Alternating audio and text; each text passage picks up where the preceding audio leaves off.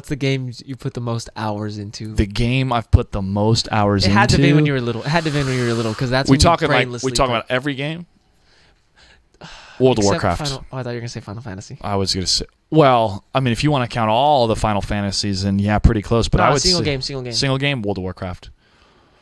Yeah. Are we counting the expansions too for World of Warcraft? Well, just like I mean, we'd have to because it's an ongoing game. Exactly. I would say that's the most amount of time, and yet that's when it started to peel away. This is just fighting a dude and getting gear with better numbers, so I can fight a dude that has higher numbers, so I can get gear for better numbers. It was always a PvP that I enjoyed, but the PvP was always chasing the tail of how fun it was in vanilla, in WoW vanilla. I think it was it wasn't Skull and Mans. What was it?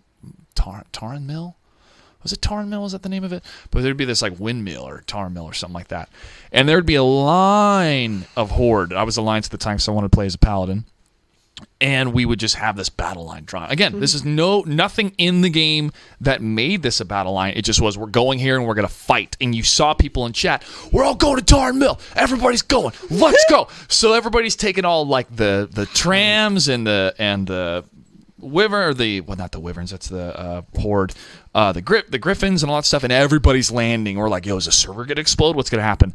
And you just see this battle line, almost like a pitch battle in Game of Thrones, just of people on their mounts ready to fight. But nobody really wants to engage it. So as a paladin, you had this move where you could be invincible for a couple seconds, and you could run and get the hell out of there.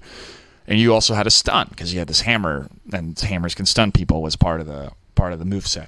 So I would get on my horse and I would chat, I'm going in, and I'm headed right for the horde, dude. I'm so pumped. Let's go. And I find my target. It was usually a shaman or a priest, somebody that could heal. I tried to get the healers out because they'd have the least amount of hit points, right? They were the most vulnerable. Closer. Find my target. Soon as I would hit, I think it was my 2 key I had binded, boom, hammer would go out, stun that guy. And if people followed me into battle, they would kill that guy. You would just see him blow up. And you'd see all these sparks from the mages fly and arrows fly from the hunters, and people would just engage. And I would get the hell out of there because I'd throw on my invincibility bubble and run back. And I would get kills that way. It was so much fun because it was so random. And I don't even know how long that lived because I started to put like matchmaking and queuing up for specific areas where you could PvP, and they had the arena. So it started to evolve and become more structured. But that type of adventure of we're just making this ourselves, this is where the battle's taking place and we're fighting, was so much fun in vanilla. And I never really had that experience ever again. And I would try. I'd play the different expansions and whatnot, but it never was the same. And that was World of Warcraft. But I like the story of Arthas. I want to know how what was going to happen to him. He was kind of the main bad guy in one of the in Warcraft 3. He becomes corrupted. Never played any of those games. It was good. It was neat storytelling. I want to see how it ended. And once Arthas was ultimately defeated in, what was it, Wrath of the Lich King or Frozen Throne expansion, whatever it was called, I was like, okay, I'm kind of done with the Warcraft story now.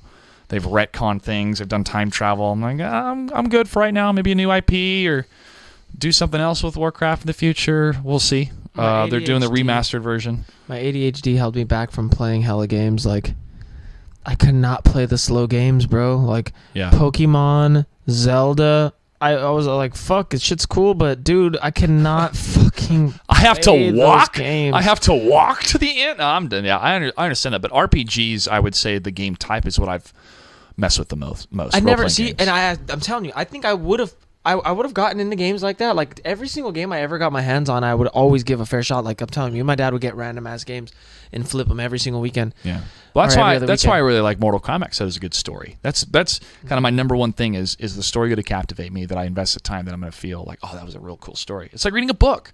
I'm investing the time to read this book. It's an experience. I hope it ends well. Yeah.